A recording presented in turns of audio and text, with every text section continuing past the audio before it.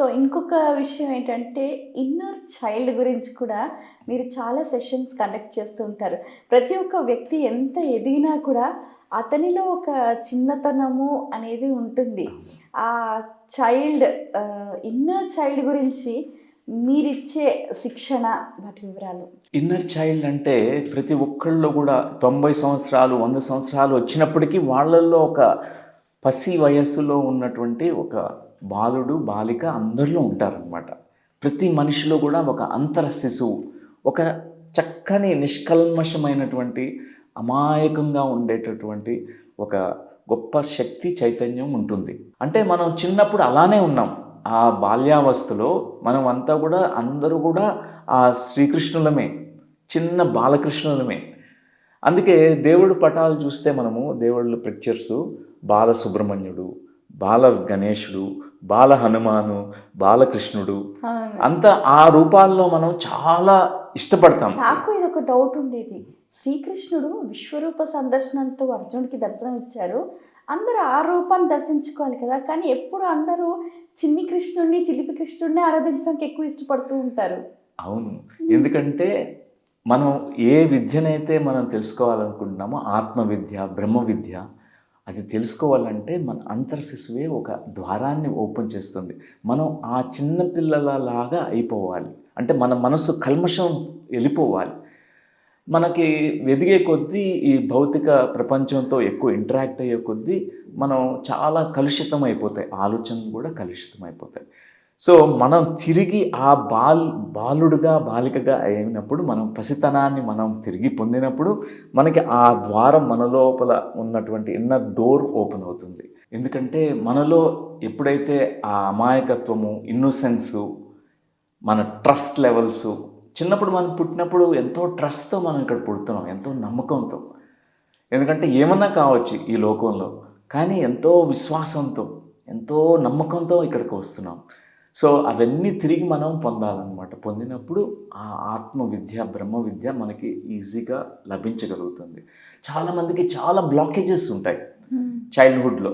ఎందుకంటే ఒక లేయర్ లాగా ఆ బ్లాక్స్ అన్నీ మనల్ని ఆపేస్తుంటుంది.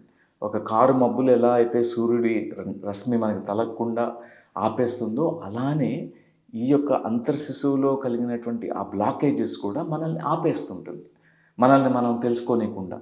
ఓ నన్ను ఎవ్వరూ ఈ లోకంలో ప్రేమించరు, నేను ఏకాకిని, నేను అందరికంటే తక్కువ, నేను ఇంతే, నేను ఫెయిల్యూర్ని, ఇలాంటి నమ్మక వ్యవస్థ అనేది మన అంతర్శిశువులో పడినటువంటి బ్లాకేజెస్ వలన మనకు వస్తుంది.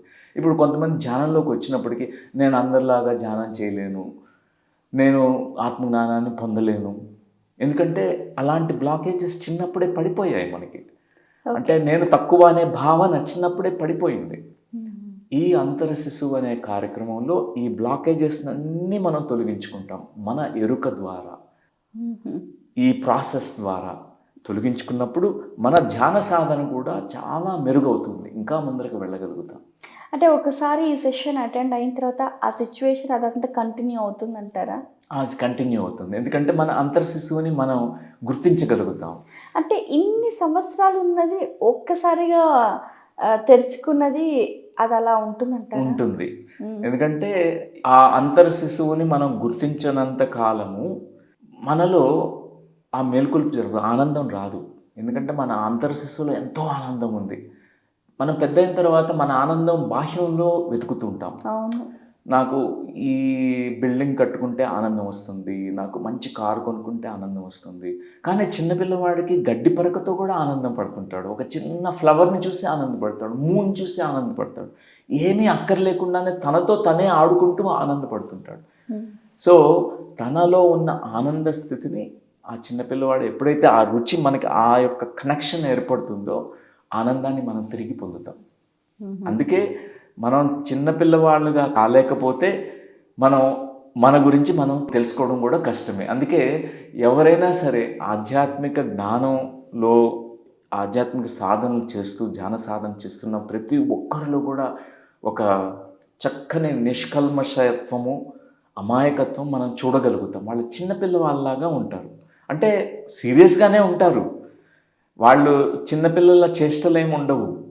కాకపోతే వారి యొక్క ఫేస్లో చిద్విలాసము, ఆనందము అది ప్రకటితమవుతుంటాయి.